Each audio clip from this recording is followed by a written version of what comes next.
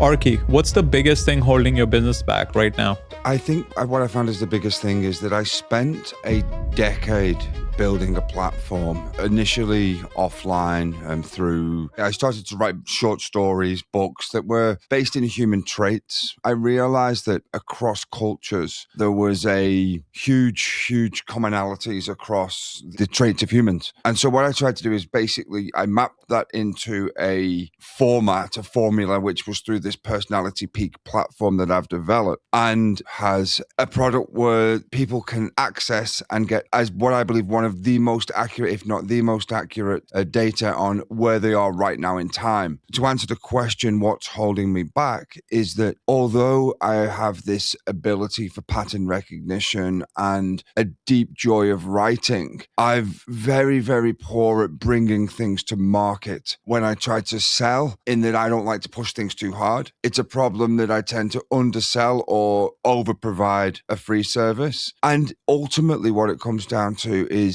I absolutely love creation, but I have no sound ability for actual marketing. I am a bit of a one-man band. I'm aware of that. And so it's like my attention tends to go to things that I enjoy, which is the creation side of things, developing new areas of the site, building the platform into a rounded platform. So when people arrive, they can extract as much value as possible from it, as opposed to actually selling what I had. So about 8 months ago, for example, I had finished the personality test and that came out with yielding really good results, very positive results in that people felt the accuracy was there. It added value. But instead of at that point starting to Instagram or TikTok, I just continued building and building and building. So the biggest thing that I believe is holding me back is getting eyes on the website and then channeling that through to sales. Okay. So not enough awareness is the biggest concern right now. Okay. Yes. All right. Tell us more about the business. So you did mention it's a personality-based platform, right? Tell us more. Yes. So what it is exactly is a personality-based platform that has been custom developed. I called it the ATSM, the Archetypal Spectrum Model. It was founded from the modern world in terms of what I've discovered, but also Jungian. I'm a big fan of Jung and his writings, his idea of archetypes. And what I wanted to do was to create a symmetry, a modern merging of archetypes that are in the modern world, along with traits and along with what people might find it every day. So like work scenarios, relationship scenarios, and just everyday kind of things that we face as humans, and then map that across 6 dimensions. One of the biggest gaps that I felt is that many personality tests, people were taking that literally and saying, this is me, so I am this or I am that. What my business proposed to do was give people the power that they can continually evolve and understand that what they're looking at any given moment is a snapshot in time. It also aimed to be the most accurate. So for example, the Myers-Briggs, the standard one uses 4 dimensions. The enhanced one uses 5 dimensions. The big 5, it's in the name, 5 dimensions. And I tried to map where not only you got an archetype, but also you got an exact percentage of your traits across those 6 dimensions where you are right now. The ultimate goal would be to give people as accurate as possible look in the mirror of where they are at the moment they take the test, but also trying to bring people back, because from the very beginning, this is you where you are at the time you take the test. This is not you defined for the rest of your life. And then the upsells from that are you can buy a paid version of the quiz, which is $3, which is a really heavy amount of information formatted in a way that should be digestible within about 30 to 40 minutes. You've then got a questions, 32 questions that you can ask, which is a $30 fee. And if you answer those questions, I will marry that up with your traits, your percentages, and then give you a custom response. That takes me about an hour to generate. And then there's a phone call that there is an algorithm for that, so that can be outsourced, but it's something I developed. And then there is the 1 hour phone call with myself, and then take questions on the person as to exactly how they want to use this to move forward, or if there's any blind spots that they haven't along those lines. I'm not selling myself as a life coach and stuff. It's to help people interpret exactly where they are at this moment in time based on the quiz. And 6 dimensions, it is hard to replicate because every time you add a dimension, you go to the power of. And so therefore 6 dimensions would give you a potential 64 archetypes. 7 dimensions is 128. And then every time you add a dimension, it effectively doubles. And so the reason I settled on 64 was it gives nuance enough that there's significant differences in between individuals, but it's not broad enough that it was impossible for me to map, because when I did this, I had to map traits across all those dimensions and then find the commonalities that people have, and then find the specifics for when you get those traits in a row, which is it was a vast amount of work. Arky, okay, I get it. So it's essentially a website where you go and to take a personality test, and it will give you one of the 64 profiles as the answer, right? Yes, that's essentially, yes. Okay, we'll do a deep dive. Let's talk about the goals first. So how much is the revenue you have generated in the last year or the last 12 months? And what's the 3-year revenue goal? So in the last 12 months, we've generated no more than about $800, in all honesty. Okay. Yes. And what's the 3-year? Yeah.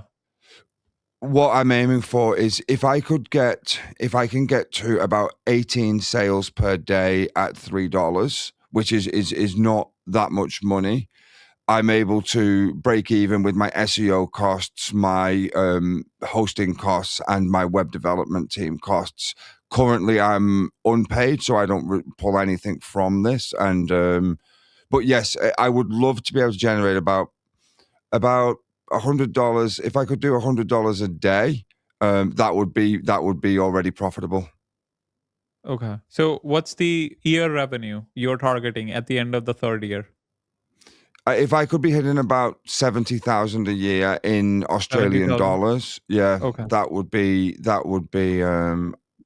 absolutely brilliant, because it would just give me basically reinvest it into it and then keep it going. Also, I paid upfront for 3 years hosting, and I'm using a lot of friends and things like that, so it's cheaper costings for my SEO and for my development.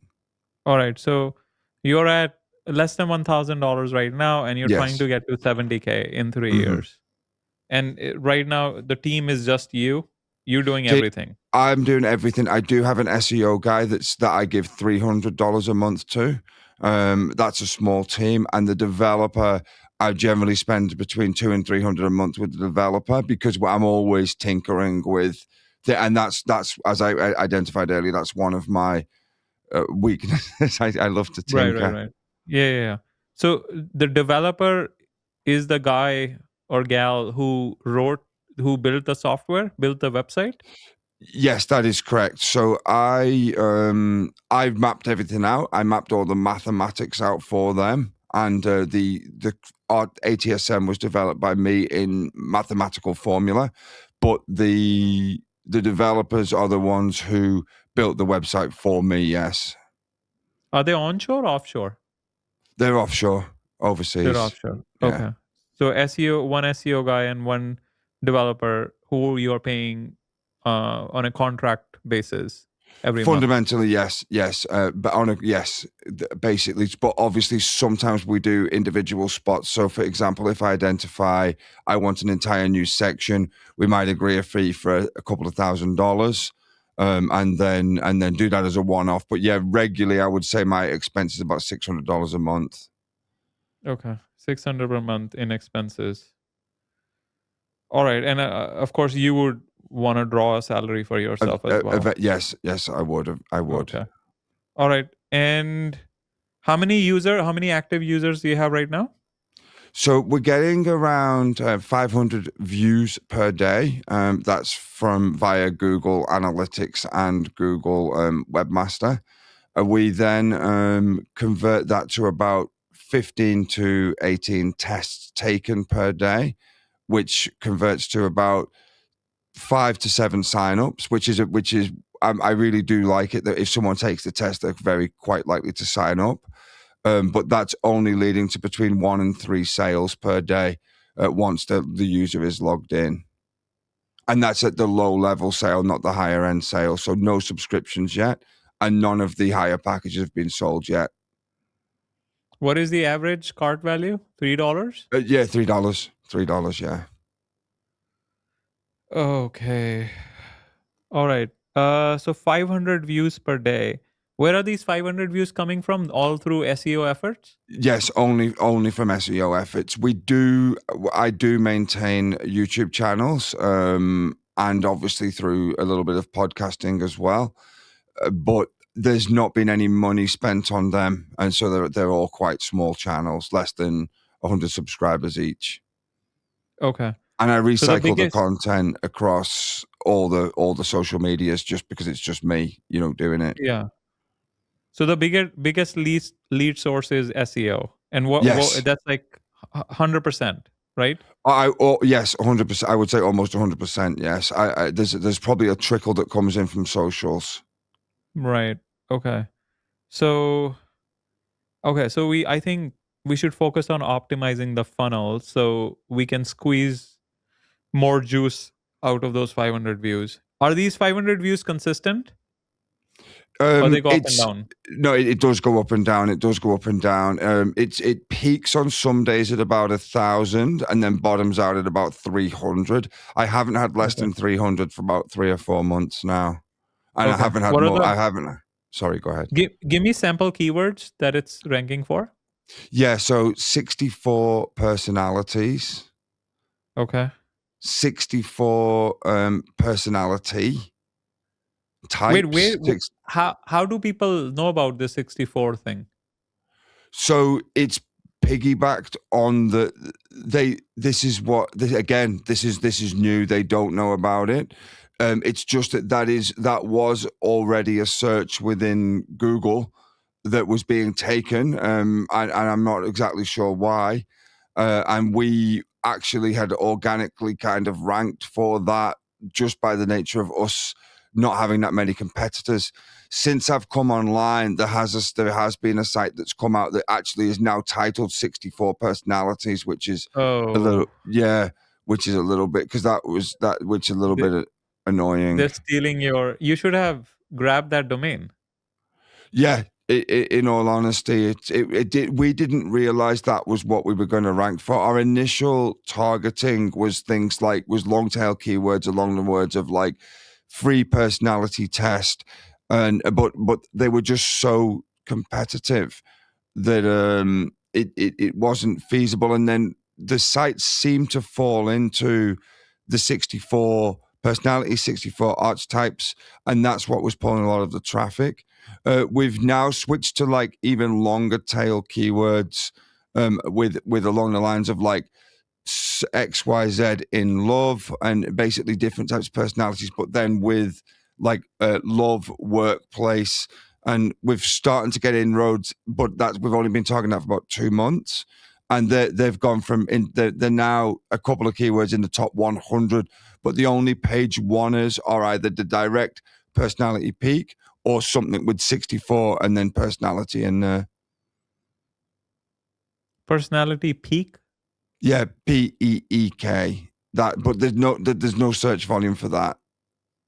Apart from, people that maybe have listened to some of the podcasts or something. That's the name of your product? Yeah, peak, PEEK. Like take a peek at your personality. Right. Yeah.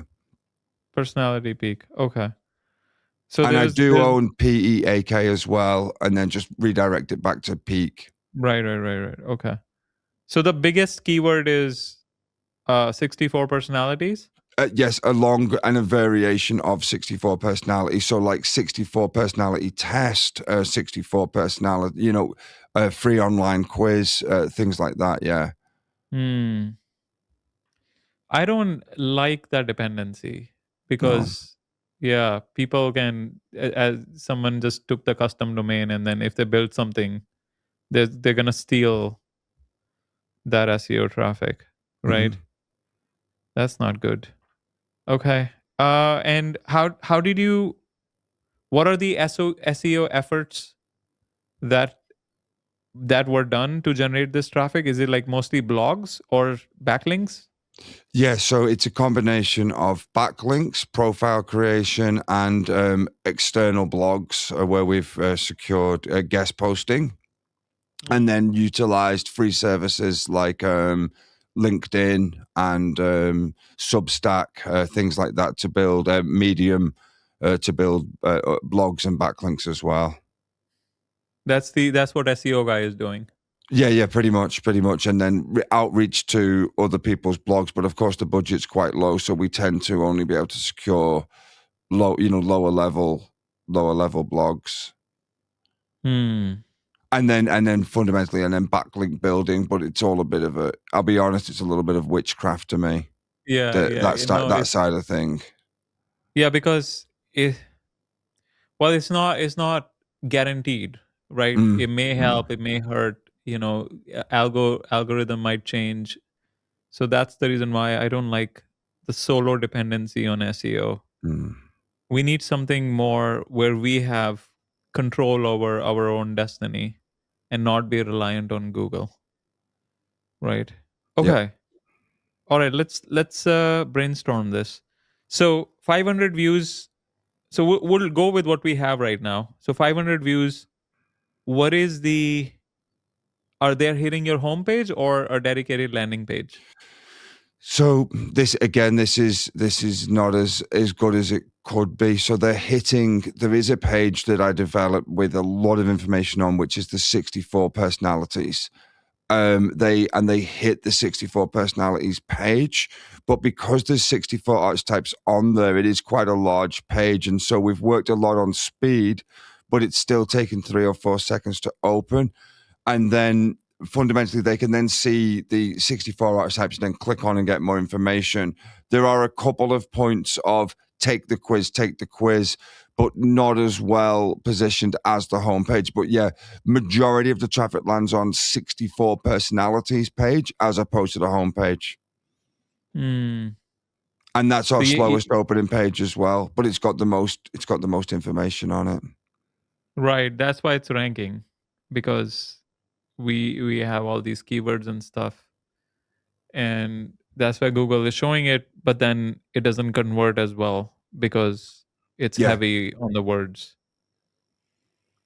Do you have like an exit pop-up, like when someone tries to exit, take this quiz? So this is one area that not at this time, but I've certainly been thinking about that. I saw a pop-up as well with like a pressure sale tactic where it said, if you do this in the next 20, before someone exits, but the exit quiz, the primary driver right now is to get quiz taken.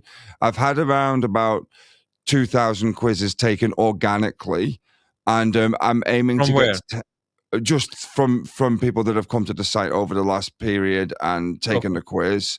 And I wanted to get up to 10,000. And the reason 10,000 is in my mind is once it got to 10,000, I was thinking to write a paper on the basically the quiz, the traits, the mapping, and then try and get that published, and then start to contact like high profile psychology magazines and see if they would feature the site, and also outreach to universities to see if they wanted to do a study on the methodology. How did you get into this? It's just a personal journey. So I wrote a book on Stoicism about 10 years ago, and I rewrote a lot of the ancient stories, like, for example, Brothers Grimm, a lot of the ancient Greek stories. And I realized that human beings across time and across cultures have got certain traits that could be mapped. But when I took some of the other personality quizzes, I didn't like the way that they either pushed you into a box or they asked you what color you were. And it just didn't sit with me. So I thought I just wanted to develop my own framework purely from an interest perspective. And then I wrote another couple of books on self-help that just naturally mapped across into self-understanding and self, basically the journey of the self. Okay. So in all honesty, if you were to like push it and say, why did you do it? It was purely for my enjoyment and entertainment and to share with others, also to help my knowledge grow on the subject. So 64. So Myers-Briggs has how many? You get like what? 16. So the standard 16? Myers-Briggs has got 16. Yeah, so 16 potential archetypes. You've got 4 dimensions. Right. So my understanding is, very basic understanding is that if you have too many, well, so let me rephrase. So if you're trying to make this thing go viral, right? And that's how we're going to make our money, right? People need to be able to relate. Oh, I am personality type X. I am personality type Y. Oh, we're both Y. That kind of thing. When you make it 64, you're reducing the virality coefficient because people cannot relate to it, right? The chances are less that they're going to have the same archetype, You're right? So I'm thinking, can this product be a downsell to a more premium service? Because right now I mentioned you had like a premium version where you do one-on-one calls, and then how much were you charging for that? That would be $200 is what I'm wanting for that, for the $200. 1 hour call. Yeah, 1 hour call, $200. I was thinking, how can we expand this? Like, how can we make this bigger than a personality quiz? And then the personality quiz becomes a downsell. As in, like, we offer a service, right? And I'm talking about premium. I'm not talking about selling to masses, but selling it to, like, even if you had 20 clients, you're going to be at 70K, that kind of thing. Yes. So we're just brainstorming. Can we think of what service could you sell on an individual level? What value can we add based on your skill set? Where we provide this value, say maybe it's an ongoing thing where we're essentially making $200 to $400 per hour, but we package it as a transformation around, say, whatever, 2 months, 3 months, 5 months. And then your personality quiz could be the framework or the downsell that you use as part of that service. What would that service look like? So along with the phone call, I'm currently working on a course that looks at lenses of humanity. So I've basically got 18 different lenses that covers most of the most common human things that we face. And I'm going to put that into a course over like a 10-week period. So week by week access to the course. And then ultimately the course will be aiming to channel people back into one-on-ones with ongoing support. But the course, I was either going to link it to the subscription package. So per month, they get one episode per month. So it keeps them subscribed. Or they can just pay a one-off fee of about $500 for the complete course and have it available straight away. And that would likely include a 1 hour one-on-one at the end of the course. Okay. So you're selling the course, and then one-on-one becomes something like a bonus that they get as part of the course. On completion, yes, just as a one-off session with the aim to hopefully get reoccurring communication. So the problem with that model is, so my wife used to sell courses, and we sold a bunch in 2021, 2020, 2022. I have like bunch of friends, like one guy, he's like a guru. He made like millions and millions selling courses 2020, 2021, 2022. I had a call with him 2 weeks back, and I asked him, and so he would sell like 100 to 200 courses, and these are like $2,000 per pop. I was like, oh, so what are the sales like? I was like, well, I sell like one every 2 months. So post AI, courses are essentially dead based on what I'm seeing. Unless, of course, you have like 5 million following and then some which I people, don't. Yeah. So, and another problem with courses is they get outdated. Like no one wants to watch a course that was recorded 3 years back, right? Especially in the age of AI, where I can get custom answers within half a millisecond, essentially, right? So I would flip that. I would offer one-on-one as the primary service, and then the course and the personality test and the workbooks and the resources become bonuses, because then you're just charging a premium for your time. What do you think of that idea?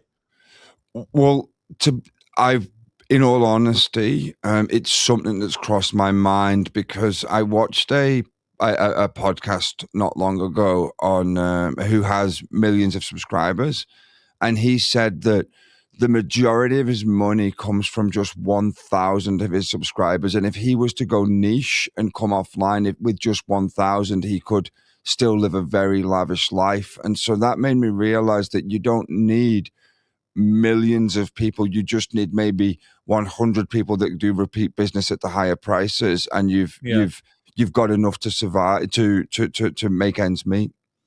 Yeah, and thrive, not just survive. Yes. Yeah. No, sorry, I just meant at least to get started. Whereas right now, obviously, I'm using my other resources, and this is more of a hobby. But I would like this to become full time, because I enjoy it very, very much. Like even after all this time, I find it every day. I find a pleasure to be working on it. But I just wish that I could do this more than other stuff. No, but then we need to turn it into a premium service. Yes. Yeah. Right? Because the last thing we want is you spending another 6 months creating this course and no one buys it. Yeah. Yeah. Or it goes outdated.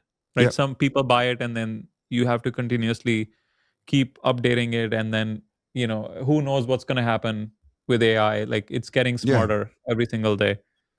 So, but one-on-one is something that no one can replace, because that's just Arky is like one person. You're in a category of one, right? Yes. AI cannot replace you. So that's why I like the one-on-one premium model, because it's essentially nothing can disrupt it. Right?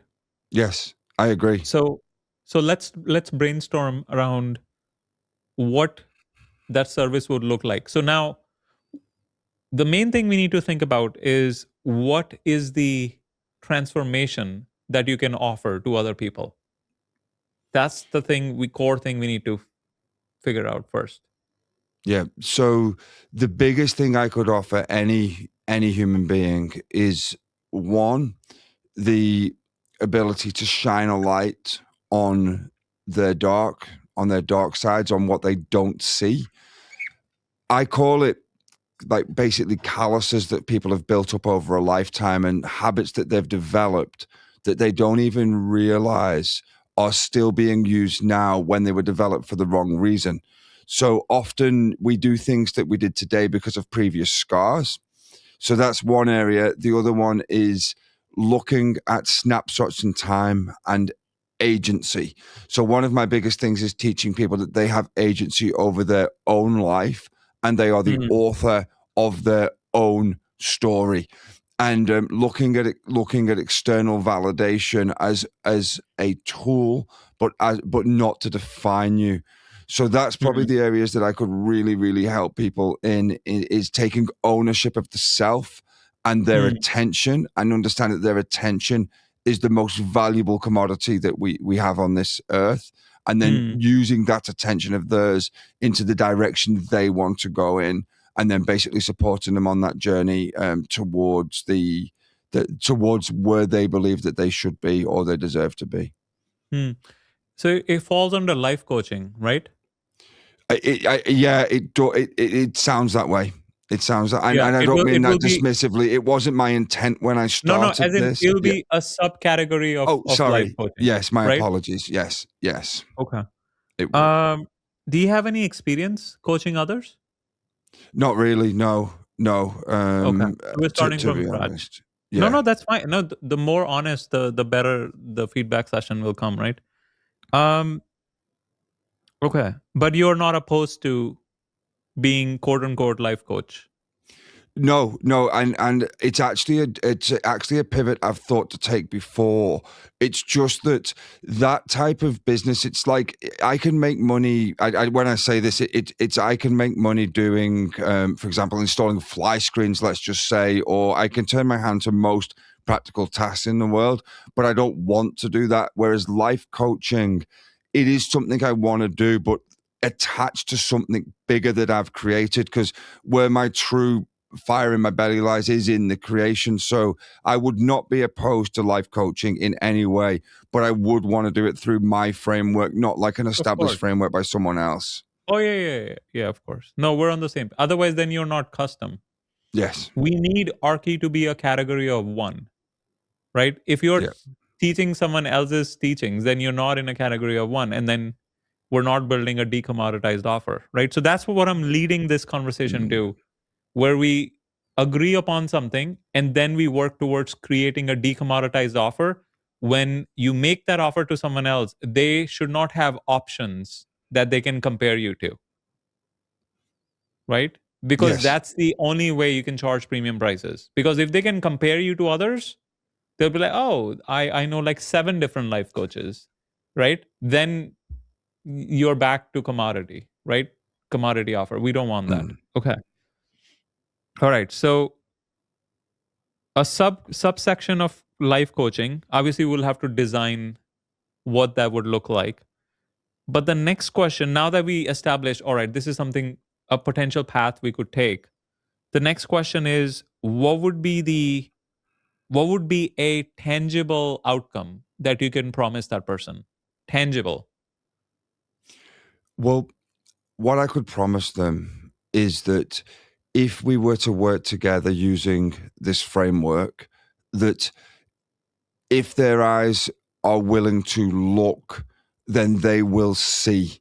And what that means is that if they are willing to shine a light on areas of their life that aren't going as well as they can, that they will be able to have a direction and see for themselves why.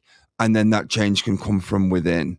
And so fundamentally, what I would be aiming for is to show them through their own exploration the why things are the way they are at this moment in time, and then put stratagems in place that can be repeated and tested to improve that any given area of their life.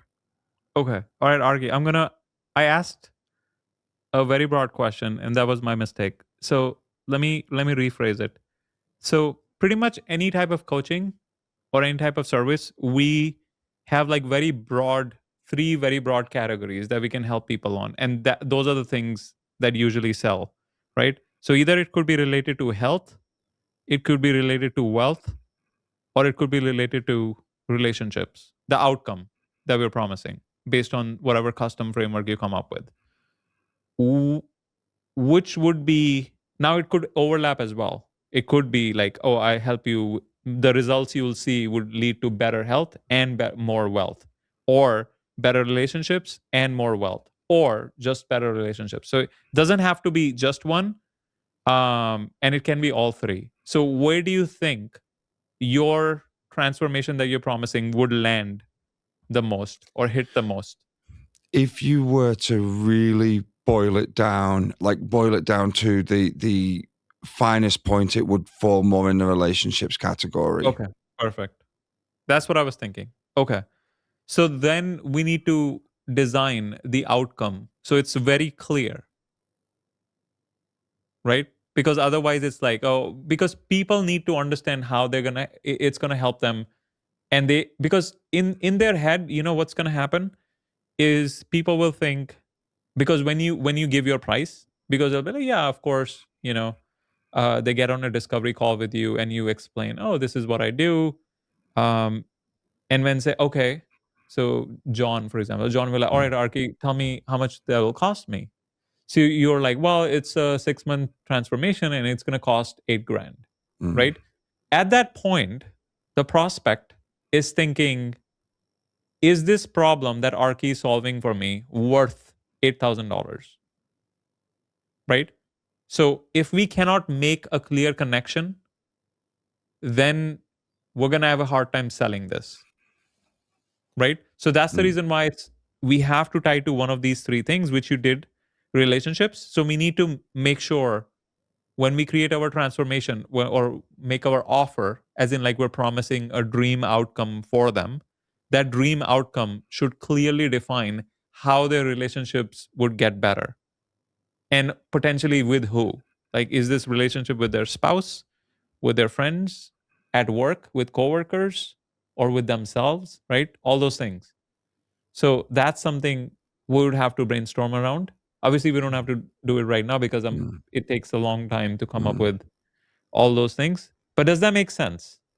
Yes, it does, and it's a bittersweet pill because I kind of in my gut I knew this to be true in terms of the idea of the personality test kind of going viral and all that. But it's the truth is that market is I am now, which I wasn't aware when I embarked on this journey, that it's heavily saturated with very big players with massive budgets. More than money that I can't imagine. And so, whereas what I do have is me, a skill and decades of experience in building a framework that I know works. And so the truth is, if I could push that into how I could help you with your relationships with, let's say, how you get along at work, or the thing is with the relationships, it definitely could cross all those fields because the truth is, if we improve ourselves and if we are willing to take responsibility and accountability and shine that light on ourselves, then things around us will raise up. And one of my favorite sayings is, a rising tide raises all ships. Yeah. So yes, I agree. It makes perfect sense. Sorry, Abi. I'm just trying to process it in my brain in the bigger way. No, yeah. You're good. So did you mention you wrote a book on Stoicism? Is that what you mentioned before? Yeah, so Applied Stoicism. I wrote that as part of my journey because I wanted to understand Stoicism for myself, and then basically push that out to the world because I diarized it and then basically published my diary. Okay. So I feel like we can tie that towards having better relationships as well, right? And Stoicism is like a hard market, right? So do your personality quiz uses components and themes from Stoicism? It does. It does. So I use a system called the Third Way, which I've developed a book on. I've not published it. It's not formally published yet. It is available through the website. And the Third Way, it uses Stoicism, nature, which pulls on ancient Buddhism, Hinduism, basically across the older kind of religions, and then the peak method, because personality peak that accumulates in keep or kill. Now, the idea for the Third Way is that any given problem, there's not always one way to deal with it for any one individual. So the idea is you give people a toolbox, and then depending on the situation, they can draw upon that different skill. Because, for example, you can apply Stoicism to like a lifelong learning.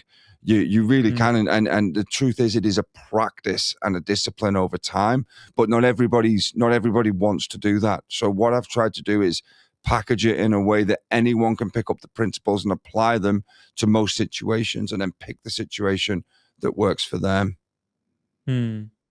Yeah, and because in my head I was thinking, all right, so we picked the relationship niche, but we need to niche down further. Right? Because we cannot have like a broad offer. The more niche we can make it, the better it would be. And also we cannot use like names that only we are aware of. Like Third Way, like that's something just so we got to be careful. So hopefully we can tie it to something that's already known and people already know about it. And once you gain a following, then we can start introducing more esoteric concepts. Okay, so I was thinking in the relationship category, why don't we go deeper in the Stoicism subcategory? Because it seems like you are already published author in that sub niche, and maybe there's something we can explore. I certainly, with Stoicism, it's certainly something that I do have a working, like a practical and working and obviously written knowledge of. So it is something that if I was to jump on a call now, I would be able to map out through a Stoic framework for someone, definitely. Okay. All right. Okay, so that's what we would have to do, right? So once we come up with, okay, so our category, we're gonna be very broad category, life coach, subcategory, helping others with relationships, further subcategory within Stoicism, we use Stoicism methods to get this transformation for our people, right? So now the next thing would be to define the ideal customer profile, ICP. What would that look like? I feel that the best category for this would be somewhere between about 25 and 45. I think that's probably the optimal. It can go a bit older, but I'd be looking for people who were not. It wouldn't necessarily work very well for people in their infancy of just finding the world. It would definitely be of some assistance, but I think people that have been in the workforce, maybe in relationships, or navigating the complexity of life, but don't really have a steady framework. That would be the optimal market. Plus, they're already lightly working and have money to pay. So someone who has a job and is in between 25 and 45 years old. I've actually, just my personal experience, I've noticed older folks tend to be in Stoicism as well. Yeah, I mean, there's no age. I think I was thinking specifically with the relationship side of thing, but there would be no real upper age limit on who would benefit from the methodology, and definitely from the practice of Stoicism in conjunction with a guide. Right. Okay. So someone so that was just off the top of my head because I hadn't thought about this before. I think any less than 25, I don't know if it would fully benefit. When you read about like the brain development and that, and also I think one thing I wrote about in my second book, which is called "Don't Give Two Shits," is neuroplasticity, and I'm very, very much believer in that we can create new neurons, new neural frameworks throughout our entire lives, and so that's something a lot of people don't know. From that, can't teach an old dog new tricks. It just isn't simply true. So that can be applied right through life up until death. Okay. So we define our ICP. Anyone above 25 who at least has some understanding of Stoicism. What would be our positioning statement look like? I help my ICP achieve what? What is the achievement that you would be willing to promise them? Your loci of control, so what you can control, is with you, and that you can let go of things that are or that you cannot control. So by the end of it, that you should be someone who takes maximal accountability and responsibility for things within your framework, within what is within your control, and not worry about and the things you cannot let go of. So the idea is that what that comes down to is, for example, by the end of this, let's say that you're a person who leaves bills unopened, you would open the bill. Let's say you leave the dishwasher full, you empty the dishwasher. Let's say that you put off meetings or you don't open emails. All those type of stuff within your control, you get onto it. Like family, relationships. If there's an unspoken thing, you say it. But for example, you don't worry about the war on the planet Mars because it's not within you're not up at night worrying about that. So it would focus you on the loci of control, and then basically empower you to act upon that within your, obviously within what you can. Right. I mean, of course, it's too long. We'll have to compress it with the help of AI. But something help them get more centered, something that we can also prove in terms of change in behavior. Like this is the behavioral change you would see, just like you were giving me examples. So we'll have to work on that. And your unique mechanism to deliver this outcome would be your custom framework that you would be developing, right? Okay. All right. So next, once we have our offer, the ICP and positioning statement defined, the next thing would be we need to test this offer, test our product, right? So you came up with a custom framework, you defined the ICP, you defined the positioning statement. Now we're going to do outreach to our people to see if this product is actually good, if there's a product market fit, right? So there are 4 ways to do it, right? So we have one-on-one and one-to-many. So one-on-one to warm audience, one-on-one to cold audience, one-to-many to warm audience, and one-to-many to cold audience. So what does that mean? So one-to-one to warm audience is essentially people you know, your cell phone contacts, your email list, people, friends on Facebook, connections on LinkedIn, your YouTube subscribers, right? All of these people are your warm network because they already know who Arky is, right? So we're going to start off one-on-one with them, right? One-to-one cold. And once we exhaust all of them, like say, how many people would you think you know personally or online as part of them being their Facebook friends or LinkedIn connections or YouTube followers? What would that number be? Like 50, 100, 200, 500? Yeah, but how many would use the service? I don't know. Let's just say the actual people that I think that I could get that would use the service, maybe 5. Where there's a Arky, no. Forget about they're gonna use it or not. Oh, okay. That doesn't matter. I'm just saying, what would that? Yeah, no, it's thousands. It's thousands. Okay, so yeah, so maybe if it's.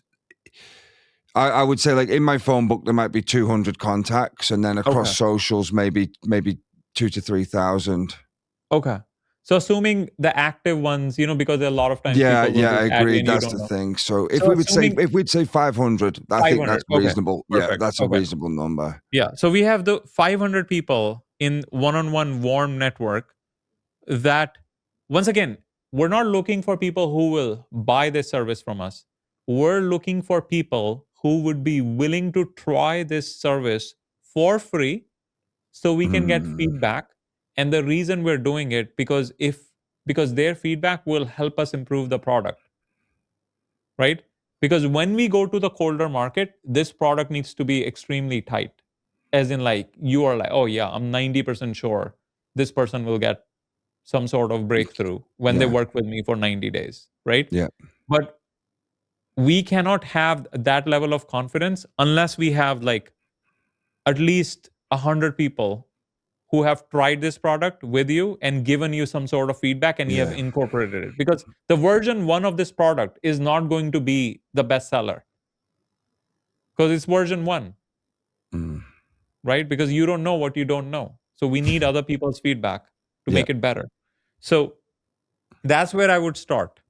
So I would hit people up one-on-one and just start. Once again, we're not selling anything. This is a feedback only exercise. So it'll be like, hey, Steve, what's going on? How are things? What are you up to? And what do you think the next question Steve will ask you? Yeah, what are you doing? What are you doing? Right? Yeah. And then you'll be like, well, I'm super excited to let you know that I'm working on this blah, blah, blah product. It's still under development. I would love to get your feedback. Would you mind if we jump on a 30-minute call? Here's the calendar link. I would love to get your feedback because I'm on a mission for whatever your broader mission is. Because people love helping others, right? Especially if you have a broader mission, and your mission could be, like, give me an example. What would be your mission be, like a broader mission? I mean, the broader is just to help you know yourself better. Yeah. You want to, whatever, world peace, helping people, whatever the broader mission is. So people are like, well, I'm on a mission to help people improve their lives through better relationships, using Stoicism or Stoicism principles or whatever, right? So we work on that. So when we make that ask, it's not just about you anymore. It's about a broader mission, and people love being part of broader missions, right? So that's how we lead with when people ask, "What are you up to?" and then say, "Oh, by the way, Steve, would you be interested in giving me feedback? Like, I would love to get your feedback because I'm on this huge mission, and I know I cannot be successful in that mission unless I have at least my friends and people who I know look at it and give me feedback so I can improve and iterate on the product." And I'm guessing if you make that ask like that, what percentage of people might say yes for a 30-minute call to give you feedback? It's tricky because most of my friends we would listen to me for 30, 40 minutes, but I just don't know, you know what I mean? Like it's most of them would take the call. I don't know if it's because most of them would be because they're my friend though, or they've known me for some time, do you know what I mean? As opposed to because they were believers in the mission. But I'm not sure. I definitely could talk it through with quite a lot of people, male and female. But I don't know how many would do it because of the mission or because it was just because they know me for so long and I'm available for them as well. Yeah, no. So, I mean, what I'm asking is if you did these 500 reach outs in the next 90 days, how many feedback sessions can you expect for people to say yes to, and they get on a call and like they give you formal rather than who would answer the phone kind of thing? Yeah. Okay. Yeah, so formal, the 30-minute call. Let's say probably at least 30. At least 30. Okay. So less than 10%. Yes. Yeah. Okay. Because like people love to gossip, but I've never actually. The reason I'm a bit hesitant, Abi, is I'm someone who very much separates business from my personal life. Very, very much. Well, this is technically not even a business. No, it's not. It's not. Because and I am seeing that, but I've never tested it before, so I'm keeping the estimates low. That's what I'm saying. Because I've never tested. Like normally, when friends, we might talk about fishing or some recent drama, but often no. I normally keep even my personality work. I generally keep it to myself, and it's just I don't know. I don't know why. Just yeah. Well, we need help from others. No, it makes sense. It does make sense, specifically when we're trying to refine it. Yeah. Right, because it's totally because what will actually happen if you are able to get say 50 people on. It's possible that maybe 5 of them might say, Arky, this is absolutely genius. Can I be your first client? It's a possibility, right? Because we have to start with the warm, because the cold people are brutal. They don't know you, they don't like you, they don't trust you.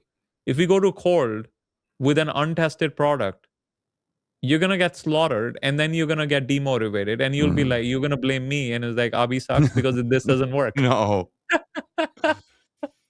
Right? So we gotta start with the warm people, because they will be happy. They will happily give you the feedback you need to to iterate on the product.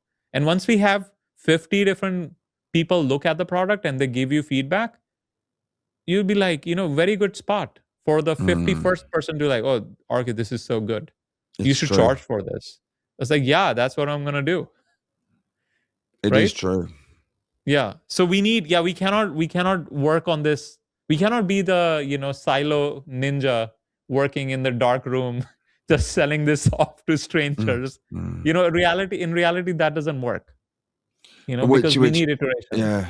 It is. So this is where, and even though it's just hard to take, because I often see it the way, and I've never spoke to anyone like you before, because I just like creating stuff, do you know what I mean? And I'm not, but I do want to turn it into, I want more from it, especially the framework I've built. It's been so much effort. I want it to get to the world, but I always imagine that field of dreams, you build it and they will come, but it just isn't the case. And hearing this, it's a little bit hard to take, to be honest, not in a bad way, just it just kind of breaks my brain a little bit, because I've always thought, like, build it, make it really good, and they will come. Right. No, I mean, they will, but we don't know if it's good or not. You just have your opinion on whether it's good. But what if 50 people tell you it's good? Then we know for sure it's good. And then they will come if we do the next steps. And I think that's what I'm saying is that's where I've pulled it back to, and I understand the sales aren't there, and I do want this to be fun, but with the personality peak framework, that there is a very high percentage of people that give really remarkable feedback how accurate that result is. And then the idea was I could map that framework for them based on their exact percentages that they've selected, and then bring it up to the call and then ongoing coaching, because then we could work on those percentages over time on the areas they wanted to improve, on the dimensions they wanted to improve. And then you've got an actionable framework that they can grow through. So that model I developed, the ATSM, gave a benchmark of where they were and a measurable, realistic target of where they can go, that we can demonstrate over time that was to modify. So Arky, in theory that works, but the problem is you're selling someone $3 product and then you're asking them $200 per session ongoing. So you're essentially asking for like a $10,000 check. In reality, in sales and marketing, you don't go from a downsell to upsell, right? It's easier to make we go through transformation. This is like the humongous value transformation we're promising, and we're going to charge them just a fraction of 5K. Because if you solve them, say, for example, I'm just making this up, say they're having problems at their work, and that's preventing them from getting a promotion, right? If they work with you for 3 months and you help them, resolve their relationship issues, and say they did get that promotion, they just made an extra $40,000 per year for the next 10 years. Right? So $400,000 worth of transformation you provided them. How much can you charge for that? Yeah. A lot more than saying a $3 personality test that they could just get it for free using ChatGPT. They could just say, oh, can you tell me what my personality is? These are my traits. And ChatGPT will give it for free, and they didn't even have to take a quiz, right? So could this work in pre-AI? Possibly. But post-AI, it's just, you're going against the trend. Yeah. Right. It's bloody awkward, but yeah, I know. And it's such a beautiful like framework, and it's as accurate as it can be down to 1%. But I do understand exactly what you mean, and I've got no marketing experience, so I hadn't even thought about going from from $3 to $200 ongoing. So that also makes sense. But it's just my brain's just catching up, mate. To be honest, because it's like I guess I'm a creator, you know what I mean? And that's kind of it's but I do want more. Yeah. So that's why we lead with a premium service. And then if you say we did this, we come up with this 3-month plan with a transformation, we come up with an irresistible offer, right? You would happily give this product for free because they just paid you $5,000. Yeah. Why would you even charge them $3 or $10 or $30, right? You'll be like, I developed this, it's custom. Think about if you really want to just screw with your brain, how about we make this exclusive for only people who buy one-on-ones with you? Yeah, I think I would be willing to do that, but I really do want to get up to the 10,000 quizzes, because that publishing I'm keen to do that just for my own. Oh, yeah. I mean, we're not going to touch this. I'm not saying kill this, right? Yeah, because you put in all this effort. What I would do is, in parallel, instead of just spending more and more time of fine tuning the product, because we already have reached a stage where it doesn't need more fine tuning. It doesn't. Right? No, I admit that it's at the point where the feedback is very, very good of the people I can get to take the quiz, and it isn't converting the way I'd hoped it would. But I had only, like I said, I hadn't done anything to generate traffic. So the next steps I was thinking was actual marketing, but I'm now thinking to switch that to marketing after I've refined the higher tier, market the higher tier. So then per conversion is going to be late. And this will be obviously after I've refined the product, because everything you've said made sense with regard to, you don't want to go out cold and deliver but if what stuttering. You want to go out there with a refined product that people get benefit from. I think where I do have an advantage is I've been writing and definitely talking for decades on around this topic, but I think that kind of real key punch is something I could offer. And I was just thinking, just in terms of numbers, if, say, for example, currently the acquisition was $2.50 to get a $3 sale, then that's going to take that's going, and then obviously you've got taxes and blah blah blah. Whereas if it was $10 to get a $200 sale, that's a much better value proposition. Yeah. I mean, you would, once again, spending $10 to $200, you're still thinking in terms of going to the cold market. I am. Right. And that's what I'm saying. By skipping the warm market, you're just hurting yourself. Because cold market doesn't know you, they don't like you, they don't trust you. They're not going to spend $1 with you, right? They might buy the $3 thing because that's nothing. But if you start charging them $200 per session, they're going to balk, right? And you'll still have to do a ton of sales to reach 70K. Here, with a premium offer, you just need 20 sales. Just 20. And that 20 sales could come from those 500 warm people. Think about, from a math perspective. How much money did we spend on ads? $0. Yep. We just used our sweat equity by making these one-on-one phone calls and text messages to get them on a feedback call with you, right? Because conversions happen over conversations. We just need to start a lot of those conversations, right? Going after cold market, with a product that obviously you think it's good, but there might be, the actual product might be good, but maybe the user experience is not as good. Maybe the UX need helps, right? Maybe it needed to be an app. Maybe it performs well as an app instead of a web. There 50 different variables that we have no feedback on, right? So we're making guesses. Yes. Right, as opposed to premium offer, because we need to make, you said, 20,000-30,000 sales, because it's only $3, and that is not profit. Here, every single dollar is profit. Every single dollar, because we're spending $0 in ad. Right? Even if you just made one sale, someone paid you $5,000, just one sale, that's gonna flip something in your brain. You're like, why am I doing the $3 sale? It's true. It doesn't make any sense. No. I just made $5,000. Right? Yeah.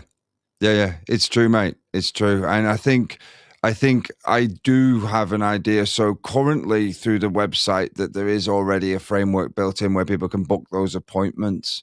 But I think I will, because I can do the basic coding myself. I think I will reframe that to the top of when people are logged in as well. And then put that out on the email list, which is about 2,000 so far long.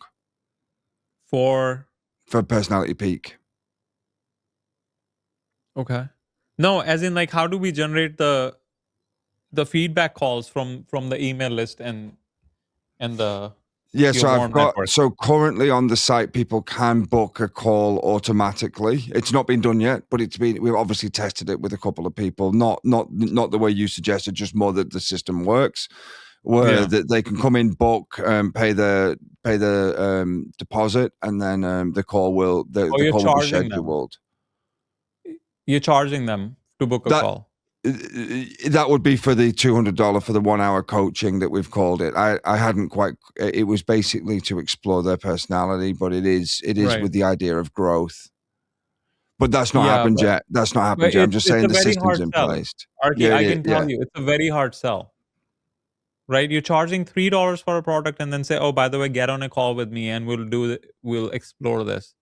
And the guy in his head is thinking, well, I just wanted a free personality test. Like, which countries are this traffic coming from? So USA, Singapore, and Canada is our majority of traffic. USA number 1, Singapore number 2, Canada number 3. Like Philippines, India, like the big China, the big population countries. Not really. No. Mostly those 3 is the majority where the traffic's coming from. Really? Yeah. It's interesting. Okay, I'm guessing because of the SEO efforts, they were done on the US-based domain. Yeah, well, we actually specifically targeted Singapore because they're known to use a lot of the Myers-Briggs personality tests. With from what I'd read, they were very keen on it. South Korea is also one, but we've not been able to penetrate the USA and then Canada. Yeah. Right, and you're competing with Myers-Briggs and other big. Not only competing, those guys is like already institutionally accepted. They're a lot of them have been validated, and also they're accepted in popular culture. Like there's lots of memes on them, like I am an INTJ, I am an so I am aware that you're competing with very, very, very well established, almost world known brands. I personally didn't like the narrowness of them, and that's why I embarked on this journey. But I understand exactly what you're saying, and it's just difficult to take in after so much work. However, I do understand that at those price points, it's and then the sales and then the conversion, it just isn't there. Yeah. I mean, once again, you're not throwing away all this work. We're just pivoting to a premium model. And this will be one of our bonuses that we give it away. Right? And people will be thrilled. Wow, that I'm getting a custom built personality test with 64 possibilities. Like people should be blown away with this because you're just giving it away for free. Right? I think that's the way, that's the only way I see personally to get out of this, to actually build a profitable company, to lead with the premium offer. Tell me tell me about the hesitations. Why are you what are the things you're hesitating on the premium, leading with the premium offer? And we're going to keep this going. We're not like stopping it. I'm just saying, let's not spend more time developing it. So that should free up your time, and we focus that time and effort into doing the one-on-one warm outreach and trying to build this product, and maybe give yourself 90 days to complete the 500 reach outs. And by the end of 90 days, you would have a solid product. And then we, go to the market / go back to the warm people who I would like to be one of the users. Yeah, it's definitely a good question, and I think a lot of what holds me back is I'm not primarily. When I say this, I appreciate that. I do want this to work, and I would love this to be something that I can, grow and use. But I'm not necessarily primarily driven by monetary gain, and so but I do want people to use it because I get pleasure in that. The other thing that I do is I do have some friends that live in poor countries, and I generally give quite a lot of my income to them. And they're not just friends. I give it to charities and churches and things like that. And I was hoping with this tool that once I'd built it and it was up and running, I would be able to have handed it over to like a charity organization in, say, the Philippines, who could then generate money for the rest of their lives and hopefully help kids with that. And so the premium calls, the one reason I didn't push down that road. It was the aim was to get me started. And then once it was started, was to hand it over. And the premium call idea, although I hadn't saw it from your perspective, which is right, was more to get that short-term revenue so that I could reinvest it into kind of marketing and things like that to get it up and running, so that there was enough sales that then I could give it away. Give the company away? Yeah. Well, normally I would keep a small stake. I've done it before where I've made a profitable business and then just gave it away for free to someone overseas and then run it through a charity, and then they can keep all the money. No, but it takes hard work to run a business. It does. It doesn't matter if it's charity or not, right? Yeah. And you have to continuously evolve and. Yeah, and when I did that before, it failed. Yeah, they after about a year or two, they ran it into the ground and then they stopped getting money from it, and so that made me sad. So yeah, no, I understand that, and so that's not necessarily I would give them the full thing, but I would love to be able to give them the revenue from it. But me losing too many hours out of a day is a bit. It's not, that wasn't the ideal model. However, for me as a person, like if I could do say 2 calls a day, and then that was for me, then that would be fine. I just wouldn't want to lose 8 hours a day. Do you know what I mean? On like a full-time job. Whereas the idea with Personality Peak, it became like a background, which hasn't worked out, but it became like a background revenue. Oh, you're saying, well, the one-on-one outreach will require a lot of work, and you're not motivated to be spending 8 hours on this. Is that what you're saying? If it was on calls for like 8 hours a day, yeah, because I do a lot of other things as well. I see. So the other things is what's paying this bill, and you rather focus on that, is what you're saying? Well, it's like money. Yeah, no, not rather. No. Sorry. When I built this, it was because I wanted to build a framework to help understand myself better. And and then because I found it really good, I decided to share it with the world. I do agree with your points on AI. This was when I started this journey. It was before AI, and I see that. I've seen that across the market, the books as well. I've seen that my book sales, even as AI have come out, have gone down. And so and that's definitely been a point. And then I have I won't discuss it on here, but I have another small site that was flying, and then since AI come out, the traffic's dropped to less than 200 to 300 a day. So I can see that, and this is definitely something that I would like to go down. It's just that it's not as easy to then allow other people to benefit from. When it's my time directly that's generating the revenue. However, the point that you've made on per sale and acquisition is something that I hadn't thought of, and it makes perfect sense. And it's something that I need to reflect on really heavily, because it's changed my whole thought process. If the money is not something that is the point, why don't we just give it as a free tool for everyone and just focus on? Clearly, you're good at other things that you can bring money from. Like, why are we forcing this thing to work?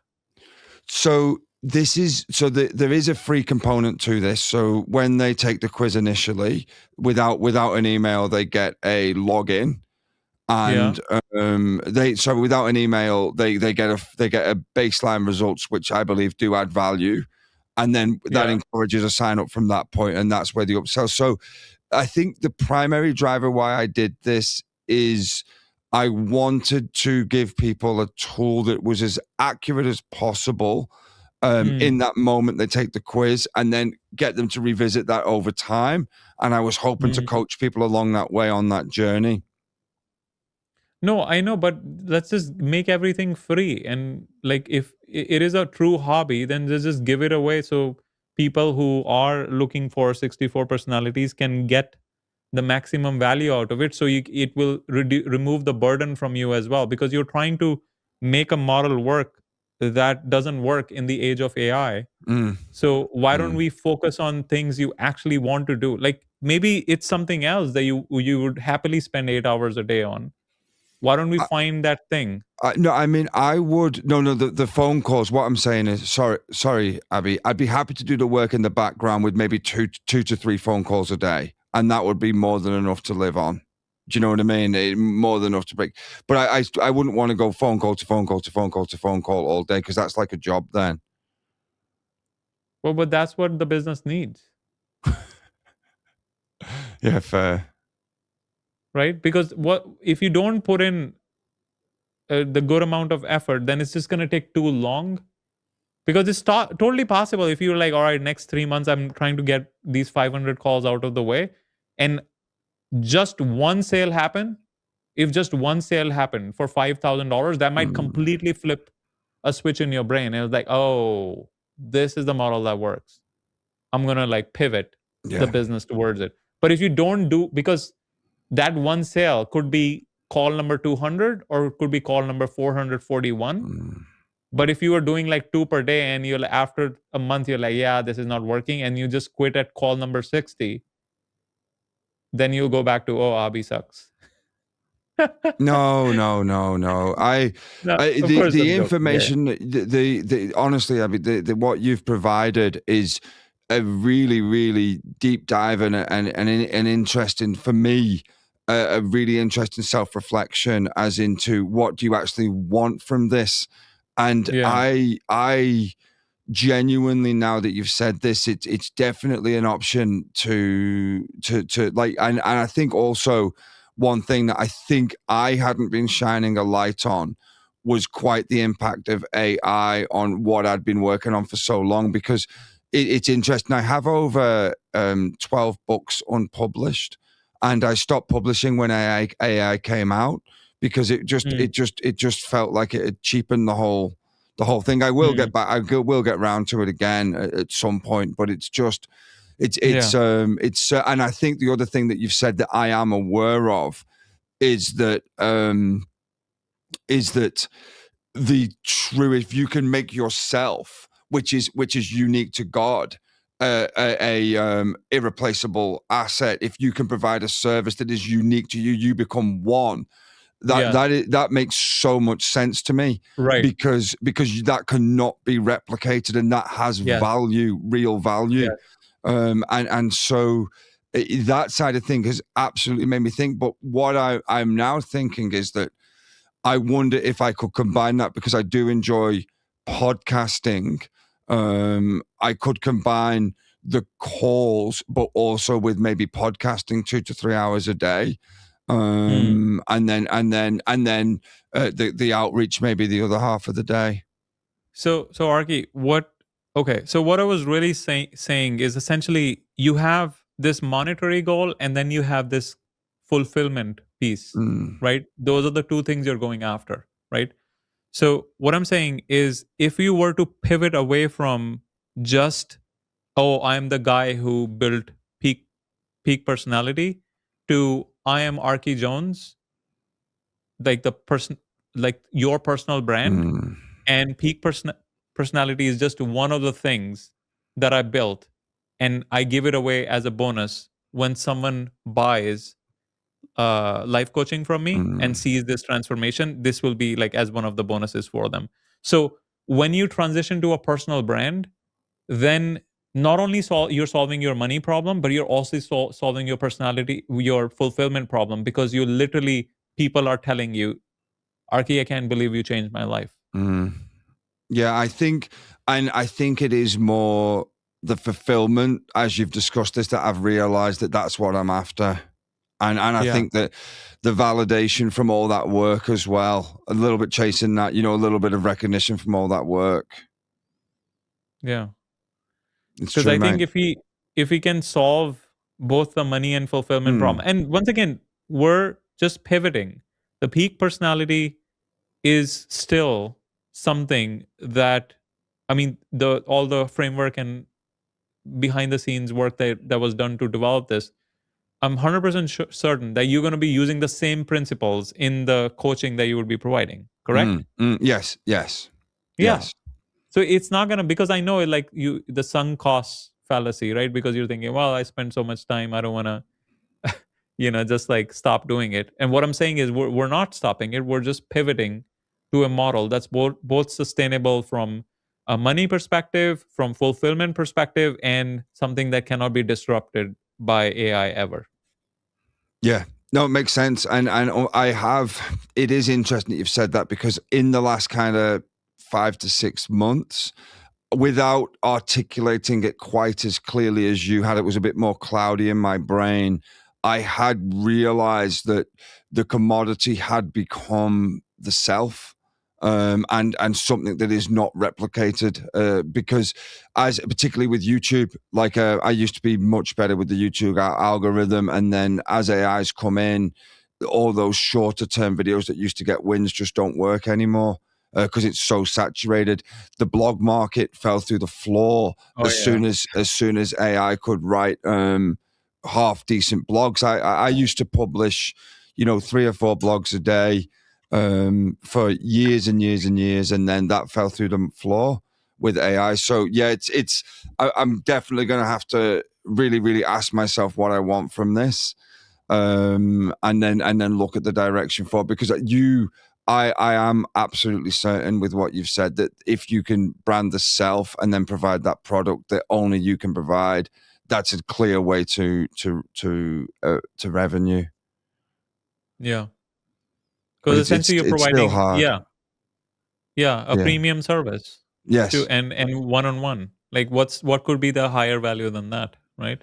No, that in itself has value and it's got merit. I think I would want to switch it up between that, but also with the podcasting, and I do every day. I jog for 3 hours as well. Tell me about the podcasting. So I used to run one with a friend, podcast called Papa Lens. That was okay. We got up to about 11,000 subscribers, but then unfortunately, it just didn't quite pan out the way I wanted it to, because we had the second person involved, and then life got in the way for them, and then you end up carrying a heavier load, particularly because I've got I had the space to set up the studio, and I had the finances to get all the equipment and stuff like that. And so then I broke out on my own, and then about 3 months ago, I've started podcasting again. I've so far guested on about 50 shows, and this month I'm setting up my own podcast, where I'm just getting a guest list together right now to start with the first 4 or 5 episodes. So Arky, tell me about this. Tell me what you think of this thought. Why don't we make this podcast top of the funnel for your one-on-one services? Yeah, so yeah, that's definitely what I want. That's exactly what I want. But then you cannot have guests. If you have guests on your show, then you're kind of like, it's about the guest, but the podcast needs to be about you. Yeah. So I think you got to be careful, because then, so it's not about views. With podcasting, it's like people get this wrong all the time. It's not about views. It's about revenue, because there 97% of podcasts don't make it to year 1. You know why, right? It doesn't generate any revenue. So it's not sustainable. Right? So my wife, she does daily live streams on YouTube. It gets anywhere from 40, 50 views to 90 to 100 views. That's it. And she's been doing it for like 8 years, because it has generated $4 million in revenue. $4 million. Why would she stop? Because all the people who are watching it, they have buy intent. So we buy and sell vacant land, right? These are the people who are buying land. Why would we stop it? Right? So it's not about, I got 1 million views, 20 million views. Like we had a short that went viral on Instagram Reel. It got like 4 or 5 million views. It generated $0 in sales. What does it matter? It's just like stroking your ego. Like, oh yeah, we got 5 million views, this and that. Right? Because it was like about Bill Gates, and Bill Gates was trending in the news or whatever. So I think from a podcasting perspective, if we can make it top of the funnel where, you're selling, well, once again, selling would be not on the air, as in like we'll have a lead magnet and people check it out and we sell in the background as part of email upsells or through getting them on a discovery call. That might solve, because Okay, so you remember we discussed one-to-one warm and one-to-one cold, right? And then one-to-many warm and one-to-many cold. Podcasting hits one-to-many warm and cold, one-to-many. So that becomes another top of the funnel for you, where people listen to it and say, "Oh yeah, I'm into Stoicism," and you say, "Do you do an episode on Stoicism?" And it hits with people, and you're like, "All right, if you're interested, jump on a call with me so we can discuss more and see if I can help you with solve your custom problems." Yeah. And then you get calls from there. Makes That's what I'm sense. thinking. What do you think? Makes sense. Yeah, no, it makes sense. And I think that would scratch my itch as well. It would scratch the itch for the podcast, because that's one area I do like to put time into. Yeah. Okay, Arky, I know we discussed a lot of things. I don't want to keep throwing more and more ideas. So I'm guessing a lot to think about already. A lot. Too much, mate. Yeah, but in a good way. In a good way. It's been very confronting, and it's really making, and I mean that completely positively, Abby. It's been very confronting, and I think that talking to you has helped me realize that a lot of stuff I do it just because I enjoy it, and I need to, if I want to actually turn these things into something that is actually sustainable over time, I need to think of it in that way rather than just what I want to do. And it's certainly given me food for thought, mate. Bloody hell. Arky, tell me what you're thinking in terms of action items. What are you thinking? Like, what would be the next thing in the next 30 days? So from what you've said today, the course I've been working on, I'm going to actually, because I'm doing that for my own growth, to be honest, to better know exactly what I'm saying. So I've done it. I wrote it again, the same as I did this, so that I could refine my spoken word. I could refine the messaging around this and have a real course. So that is something I'll continue to work on from my personal perspective, and then refine the message of what I want to give to the world and what I can offer other people who are trying to navigate this world. And then likely to reorientate this to what I can actually sell, and then see if there's a business in there for me rather than just a hobby that would be worth my time. And also it would do, which is ultimately what I started out to do, was to help other people to try and navigate whatever the hell that we're going through at the minute, you know? Yeah.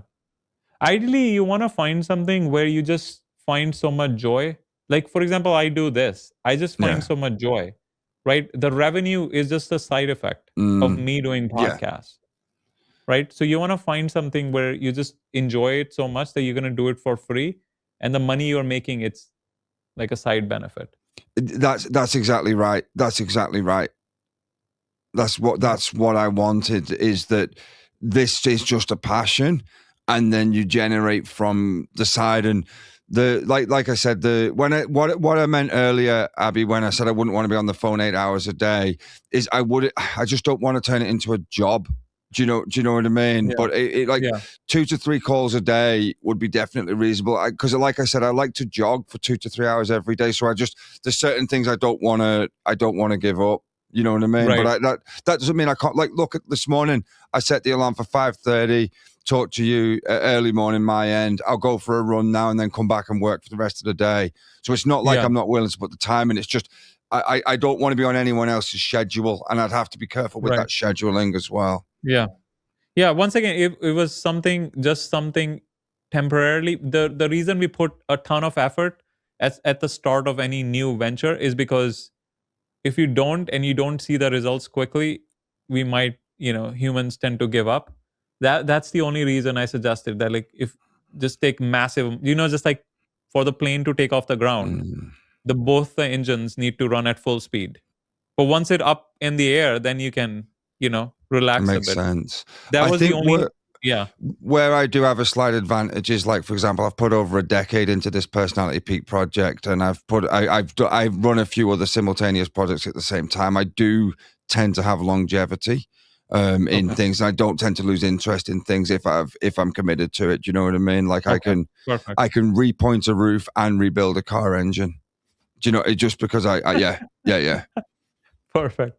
All right, Arky, as we land this plane, tell me where people can find you if they're getting excited about the new offer that you're going to come up with. What's the best place for them to find you? Thank you so much. So, guys, if you wouldn't mind checking out Personality Peak, PEEK, remember, take a peek at your personality. There's a free quiz on there. You get some good results. If you sign up, I'd encourage you to come and have a look. Definitely have a chat with me if you'd like to. It's all available through the website. And fundamentally, have fun. Guys, remember, life is just a game. You got to keep playing. Perfect. Arky, I hope this was interesting for you. Too interesting, and it's caused me to reflect very heavily. And I don't mean too in a bad way. I mean it just that I never expected this, and I think I needed this because my brain works slightly differently to yours, Abi. And it's good to hear the raw, honest reality of it, and I need to decide what I want to do. Perfect. Arky, it's been a pleasure. Thank you so much for spending time with us today. Thank you, mate. I appreciate you. Thank you.